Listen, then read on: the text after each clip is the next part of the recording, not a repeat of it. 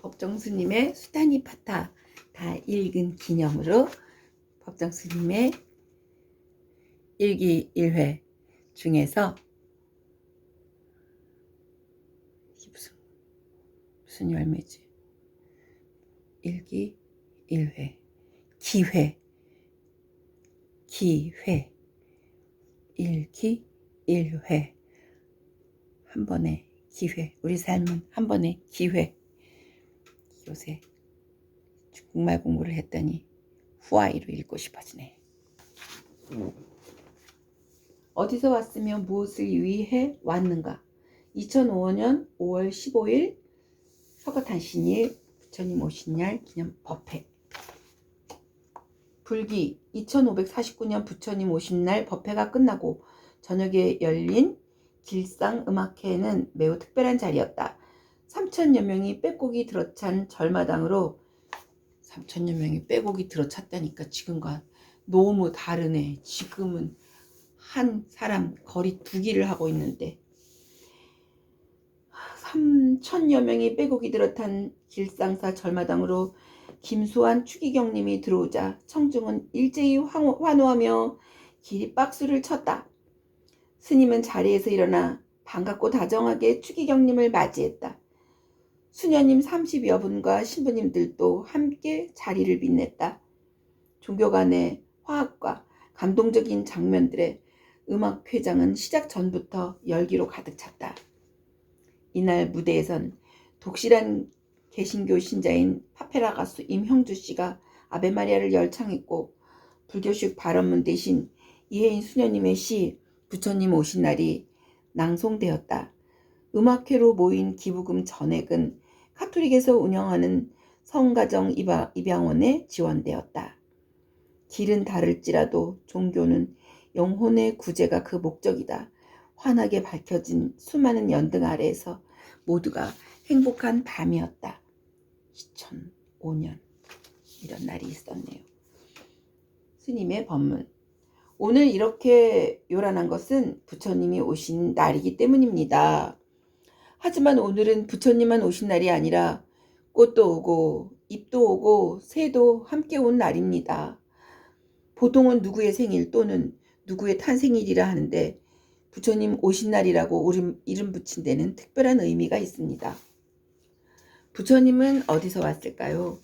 전설적인 이야기에 따르면 도솔촌 내원궁에서 오셨다고 합니다. 고대 인도인들의 세계관 속에서 착한 사람들이 태어나 기쁨을 누리는 곳이 도솔촌인데 세속적인 어원 해석으로는 만족시키다 라는 뜻을 가졌다고 해서 도솔촌을 지족천이라고도 부릅니다. 우리나라에도 산중 높은 곳에 가면 도솔암 또는 지족암이라는 이름을 가진 암자가 많습니다. 삶에서 어떤 것이 가장 높은 경지입니까? 만족할 줄 아는 것, 즉 지족입니다. 도솔암이나 지족암이 산의 가장 높은 곳에 위치해 있는 것은 만족할 줄 아는 지족의 경지가 가장 높은 경지임을 암시하는 것입니다. 부처님 오신 날이라고 할 때 어디서 왔는가는 어떤 장소를 가리키는 것이 아닙니다. 보통 어디서 오는가? 라고 물을 때 집에서 옵니다. 사무실에서 옵니다. 일터에서 옵니다. 하는 식으로 온 장소를 말하지만 이 선문답에서 말하는 장소는 출발한 장소가 아닙니다. 부처님은 어디서 오셨습니까? 이 꽃과 잎들은 새들은 다 어디서 옵니까? 이 나무와 공기와 구름은 어느 곳에서 옵니까?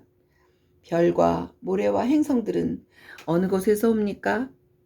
그리고 우리는 어디서 옵니까? 다시 한번 묻습니다. 부처님은 어디서 오셨습니까?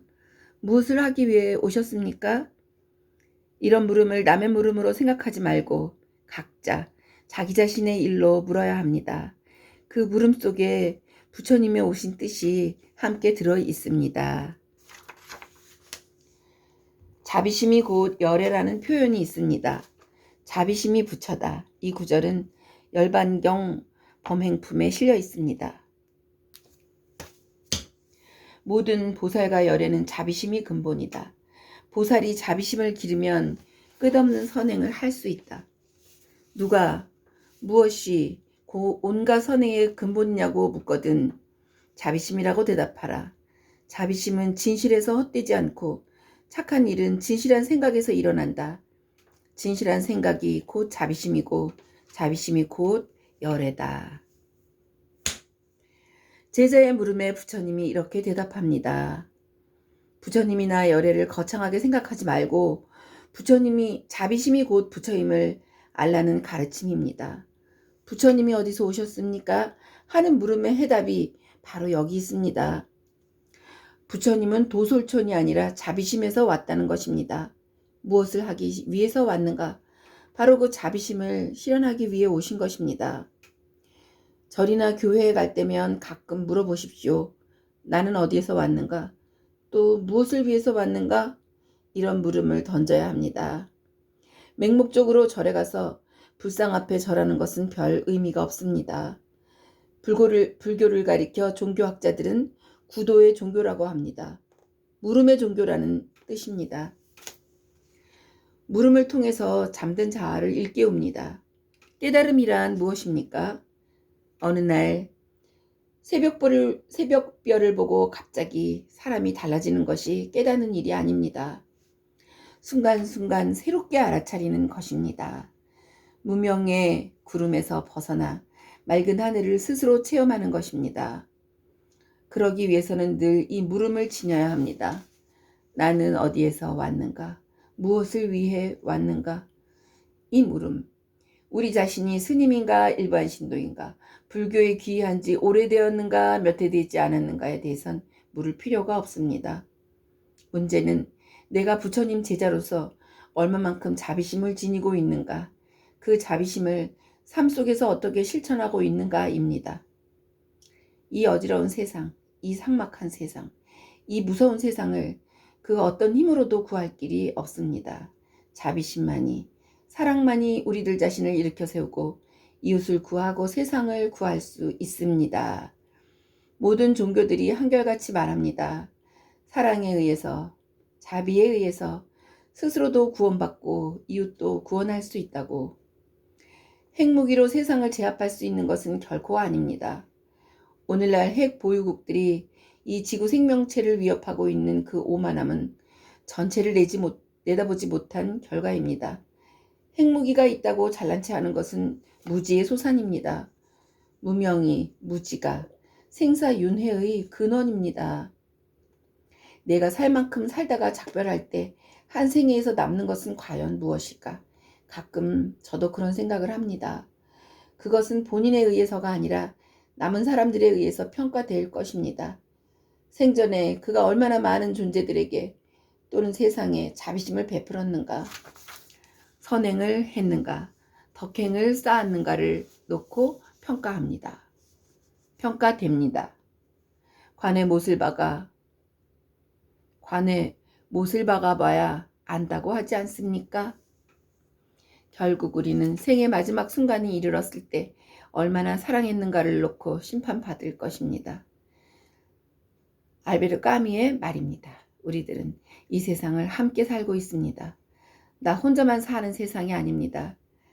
나 자신이 선하게 살면 남에게 그 덕을 나눕니다. 나 자신이 선하게 살지 못할 때는 남에게 근심, 걱정, 피해를 끼칩니다. 세상 돌아가는 모습을 보십시오. 남을 의식하지 않고 저마다 자기밖에 모르기 때문에 세상이 이렇게 혼란스럽습니다. 자기 혼자 살아가는 세상이라면 자기밖에 몰라도 상관없겠지만 이 세상은 함께 어울려 사는 곳이기 때문에 서로가 상대방을 배려해야 합니다. 자기밖에 모르는 삶은 바람직한 삶이 아닙니다. 결국 한 생에서 무엇이 남습니까?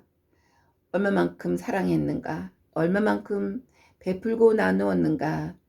그것만이 재산으로 남습니다. 그 밖의 것은 다 허무하고 무상합니다. 아무것도 가져갈 수 없습니다. 자비심이 곧 열애라는 말을 명심하시기 바랍니다. 그리고 나 자신이 어디서 왔는지, 무엇을 위해 이 세상에 왔는지 거듭 물을 수 있어야 합니다. 이런 물음을 지니고 있으면 결코 헛된 길을 밟지 않습니다. 부처님 오신 날 두루 복 받으십시오.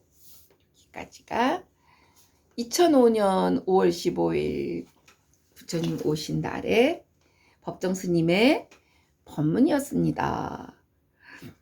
여기 내용 중에서 관의 못을 박아봐야 안다고 하지 않았습니까? 라고 하셨는데 스님이 가신 뒤에는 관이 없었습니다.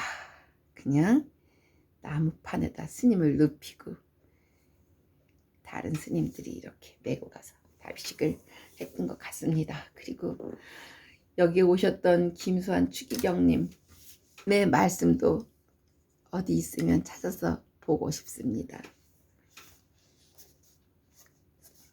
좋은 사람들이 이렇게 왔다 간 참 좋은 시절이었군요.